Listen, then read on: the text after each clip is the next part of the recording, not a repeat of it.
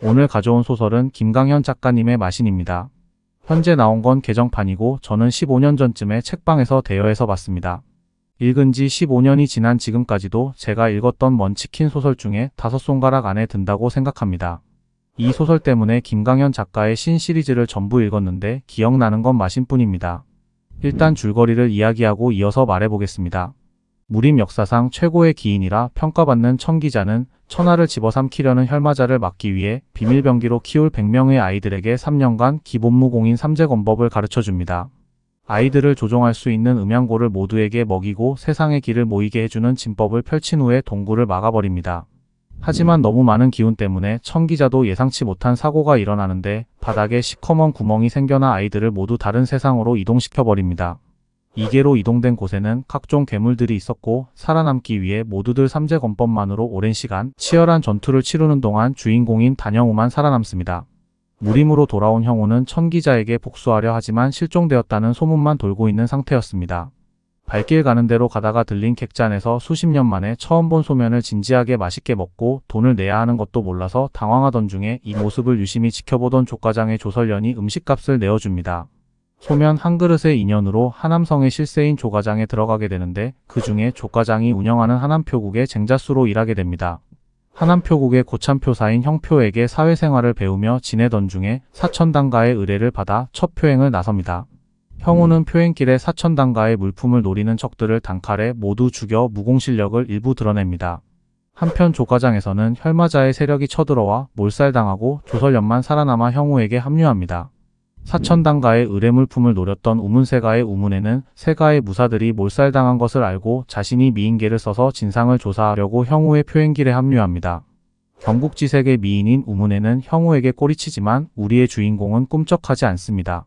형우는 항상 긴장의 상태를 유지해야 했던 이계에서의 생활버릇 때문에 서서 잠을 자는데 밤이 되어 흑사방이 표물을 노렸지만 모두 칼질 한 번에 죽임을 당합니다. 당가에 도착해 표물을 넘겨주고 99명의 친구들 중 한 명인 악세기의 본가 악가장에 들려 사망 소식을 전해줍니다. 악가장 이가주 악비와는 호탕하고 의리 넘치는 인물인데 아들의 사망 소식을 알려주려고 온 형우를 아들로 삼는다 말합니다. 저녁에 술자리에서 흑사방이 악가장을 멸문시키려고 쳐들어오는데 조설련을 구출하고 돌아오던 형우에게 걸려 모두 죽고 맙니다. 다음날 조설련의 하남표국 재건을 도와주러 떠나는 길에 흑사방이 공격해오고 형우의 칼질 한 방에 모두 죽임을 당합니다. 형우는 흑사방과의 악연을 정리하려고 홀로 쳐들어가 멸문을 시켜버립니다. 이 사건이 당가에까지 소문이 나고 당문에서는 형우의 칼질에 벼락이 떨어지는 것을 보고 당가의 비전무공 천례를 완성할 힌트를 얻습니다. 천례를 어떻게든 배우려고 미인계로 무림의 절세미녀 삼봉이화 중에 비봉 당문영을 보냅니다. 이렇게 비봉 당문영과 당가의 장로 당호관이 하남으로 돌아가는 형우 일행에 합류하게 됩니다. 하남에서 표국을 다시 일으키고 첫 의뢰를 받아 형우가 표행을 나갑니다. 금유화라는 여성을 허창에서 소주까지 이동시키며 호위하는 일이었는데 따로 부탁을 받은 무림 10대 고수인 검왕 염철군이 등장합니다.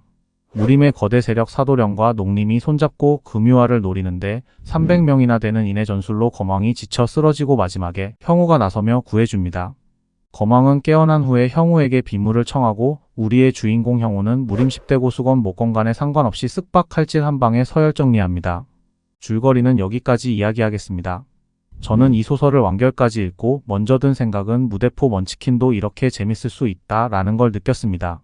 보통 다른 소설들은 주인공이 차근차근 단계를 밟아 성장하는데 마시는 그런 거 없습니다. 그냥 처음부터 강한 주인공 설정입니다. 작가는 초딩조차 유치해서 안 읽을 수 있는 쓱박 칼질 한 방에 끝내는 전투를 적당한 타이밍에 넣어 오히려 사이다를 느끼게 합니다. 적들이 불나방처럼 주인공의 강함만 어필하는 역할로 달려들었다면 이 소설의 반도 안 읽고 던졌을 겁니다. 무림의 미녀들이 주인공에게 매력을 느끼는 건 강한 남자에게 끌리는 무협세계관이라서 이해할 수 있습니다. 주인공이 워낙 과묵한 성격이다 보니 초반엔 표사인 형표가 옆에서 거드는 역할인데 점점 존재감이 없어진 점은 아쉬웠습니다. 제가 이 역할에 딱 떠오르는 인물이 영화로 보자면 마치 유해진 배우 같은 인물로 설정했더라면 조금 더 괜찮지 않았나 하는 생각이 들었습니다. 특별하게 단점이 보이질 않고 시원스럽게 읽히는 이 소설을 추천드려 봅니다. 제 평점은 9점입니다. 감사합니다.